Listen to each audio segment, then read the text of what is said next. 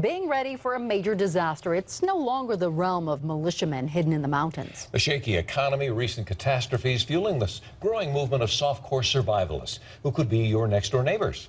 7 News reporter Jacqueline Allen introduces all of us to Colorado's Preppers Network. It's a story you'll see only on 7 News.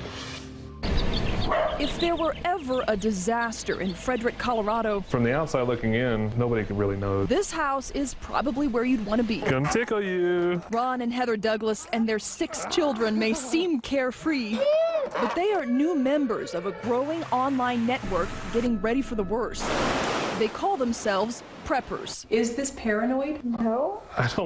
We don't think so. We think we're very normal. But Remember post-Hurricane Katrina?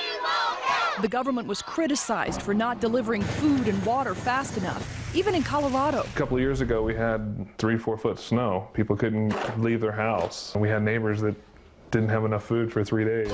But the Douglases were preppers when preppers weren't cool.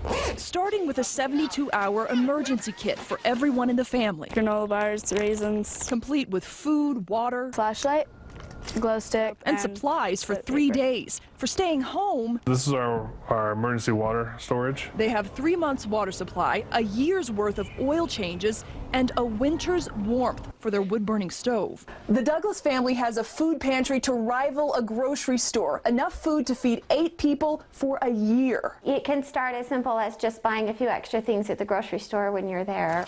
They also stock up from their backyard garden. I really like to can, and so when we can grow a lot of it ourselves, it makes it so they eat more nutritious food, and we also can put it up and save money. All this prepping has already paid off. I was out off-roading in our vehicle, and we got stuck, and I was way out there. I had the whole family with me. The car's emergency preparedness kit came in handy. The family camped while Dad hiked to get help. I think it's our responsibility to be prepared for circumstances that happen in our lives.